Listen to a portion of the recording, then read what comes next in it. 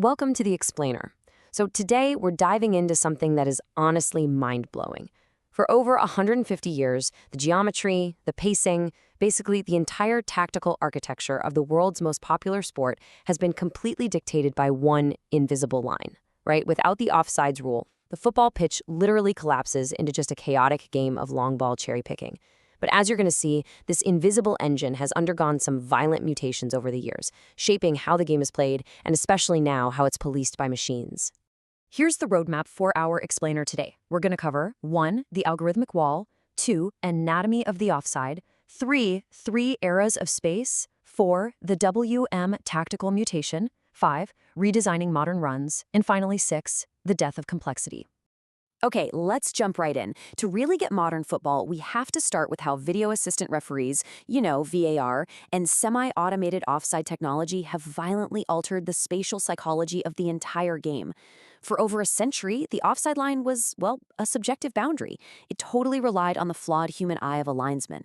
But today, because of cross-triangulated cameras and skeletal tracking, this rule has mutated into an inflexible mathematical wall. It's not just about correcting human error anymore. We're talking about enforcing absolute geometric perfection. And that brings us to the core physics problem we're dealing with today, 20, as in a 20-centimeter movement gap.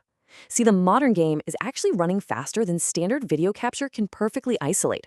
When an elite winger, like say Kylian Mbappe or Erling Haaland, sprints, they hit roughly 36 kilometers per hour.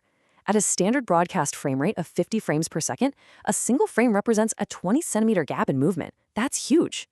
Historically, picking the exact frame where a passer's boot made first contact with the ball was basically an arbitrary choice by a human technician.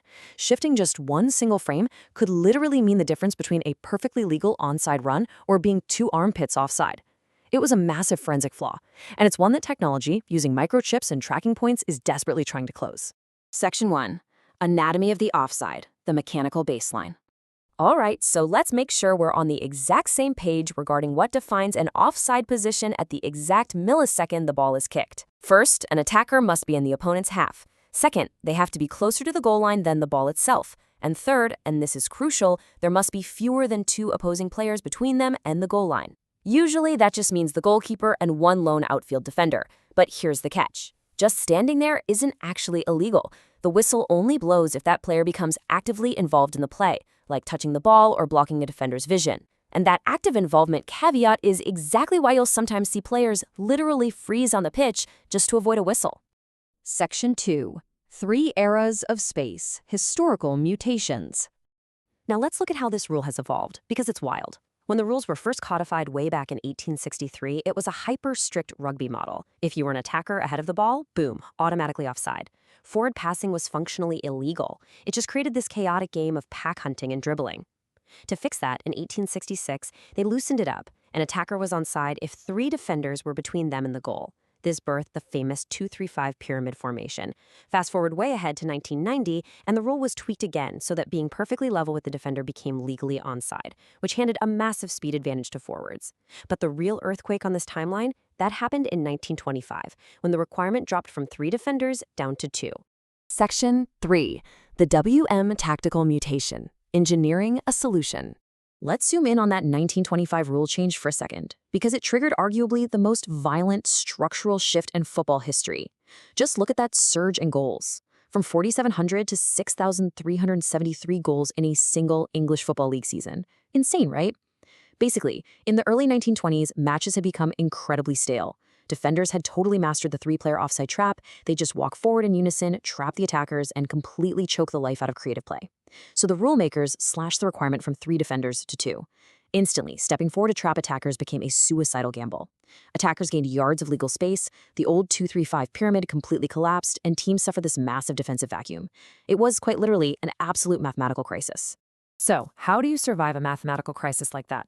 Well, Arsenal manager Herbert Chapman systematically deconstructed the old system. The old 2-3-5 relied on 2 deep men setting high-risk offside traps.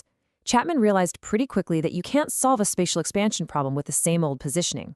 So he engineered the counterbalanced WM formation. He dropped a 3rd man deep, completely shifting the primary defensive focus away from outsmarting linesmen with offside traps and moving it toward low-risk zonal control and rigid man marking. And this brilliant tactical invention specifically gave birth to what we now know as the modern central defender. Chapman took his attacking center half out of the midfield and dropped them deep between the two fullbacks, creating a permanent three-man backline. This stopper had one job: man-mark the opposing center forward and neutralize the threat right in the center of the pitch.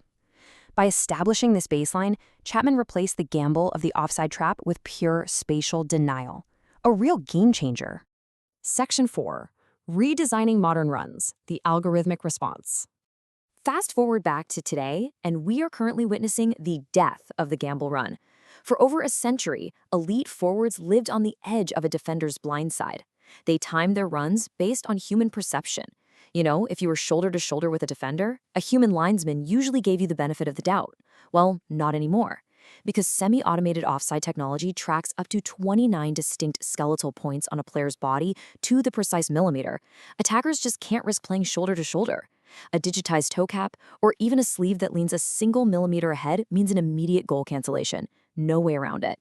So how exactly do attackers survive this algorithmic wall? By completely redesigning their movement.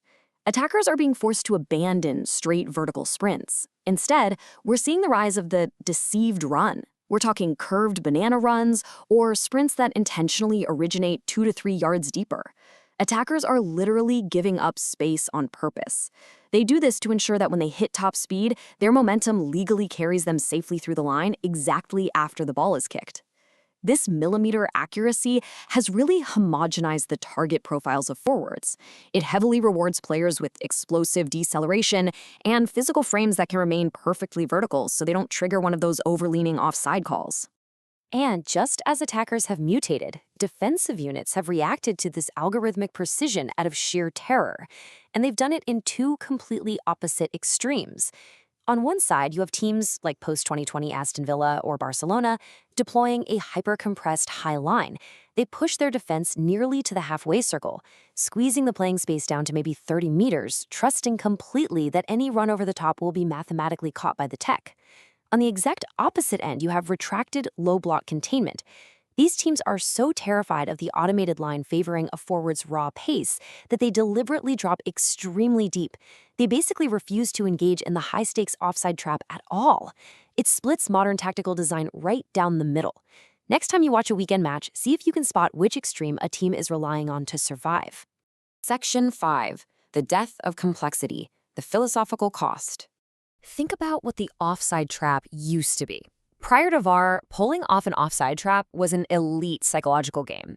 It was a split-second bluff, executed by a defensive leader raising their hand in perfect unison with their backline to completely manipulate human perception. It was an intuitive art form. But now, because the line is absolute, that human element of defensive synchronization has been flattened. Defenders aren't reading the forward's eyes anymore. They're just managing spatial geometry to satisfy an overhead tracking matrix. And that brings us to our ultimate takeaway. Technology has absolutely solved the forensic flaw of human velocity, but at what cost? Is achieving perfect technological fairness worth losing the beautiful psychological art of human deception on the pitch? It's definitely something to think about the next time a spectacular goal is ruled out by a digitized toe cap. Rules and machines continue to silently dictate the shape of the sports we love. Thank you so much for joining me on this explainer. Keep asking questions and keep looking for the invisible engines driving the world around you.